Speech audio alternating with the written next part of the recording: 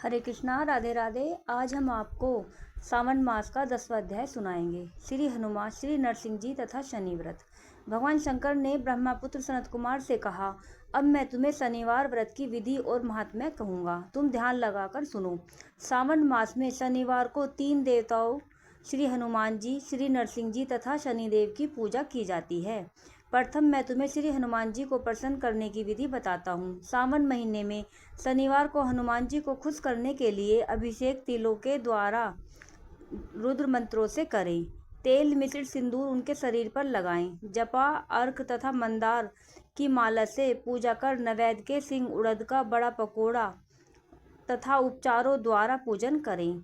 हनुमान जी के प्रिय 12 नामों का जाप करें। उनके 12 नाम इस प्रकार हैं: हनुमान, अंजनीपुत्र, वायुपुत्र, महाबली, रामेष्ट, फाल्गुन, सखा, अमित विक्रम, अवधिकर्मण, सीताशोक, विनाशक, लक्ष्मण, पिंगाक्ष, प्राणवता तथा 10 ग्रीववत पारहा।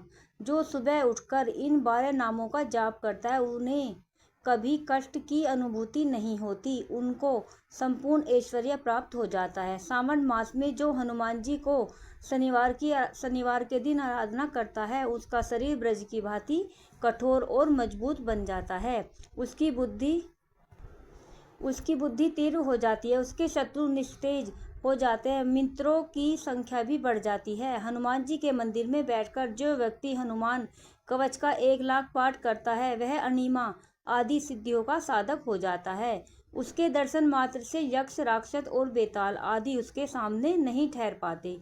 अब मैं तुम्हें भगवान नरसिंह की कथा व पूजन विधि बताता हूँ। दीवार पर स्तंभ पर नरसिंह जी का चित्र बनाकर लक्ष्मी जी सहित हल्दी सहित चंदन, नीले या पीले फूलों द्वारा पूजन करना चाहिए। खिचड़ी तथा हाथी चक की सब्जी के नैवेद्य का भोग लगाना चाहिए। प्रसाद ग्रहण कर ब्राह्मणों को भोजन कराना चाहिए।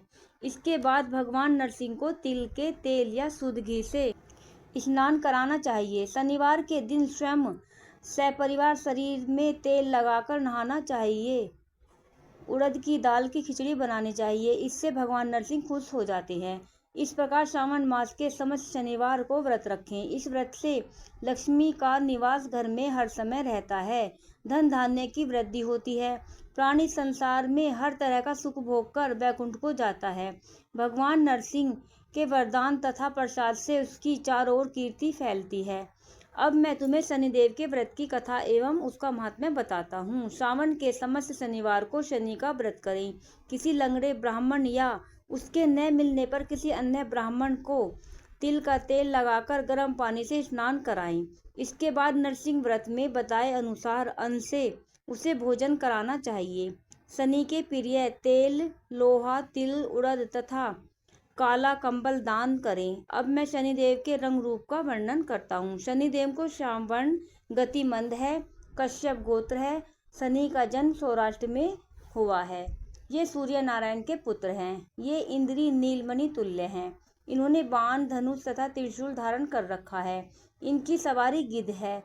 इनके यम अधिदेवता हैं। इनको कस्तूरी, अगर, चंदन तथा गूगल और नैवेद्य में उड़द की खिचड़ी प्रिय है।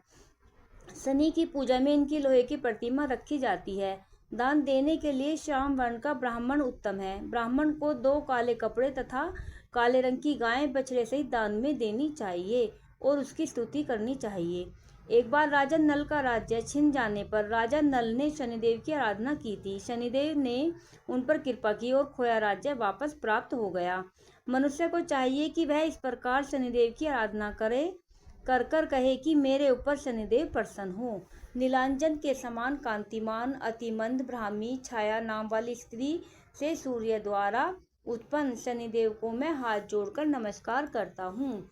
मंडल कोण में स्थित पिंगल नामक शनिदेव को प्रणाम करता हूँ। हे शनिदेव, मुझ अति दीन पर कृपा करो। इस प्रकार बार बार उनकी स्तुति करनी चाहिए। शनिदेव की आराधना में शन्नो देवी मंत्र का उच्चारण करना चाहिए। जो प्राणी सावधान होकर विधि विधान से शनिदेव की पूजा करता है उसे सपन में भी किसी प्रकार का भय नहीं रहता। शनि जन्म राशि से पहले, दूसरे, चौथे, 5वें, 7वें, 8वें, 9वें या 12वें स्थान में हो तो सदा पीड़ा पहुंचाता है।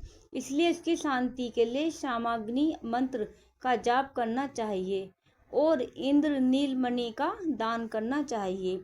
राधे राधे। बोलो उमापति शंकर भगवान की जय।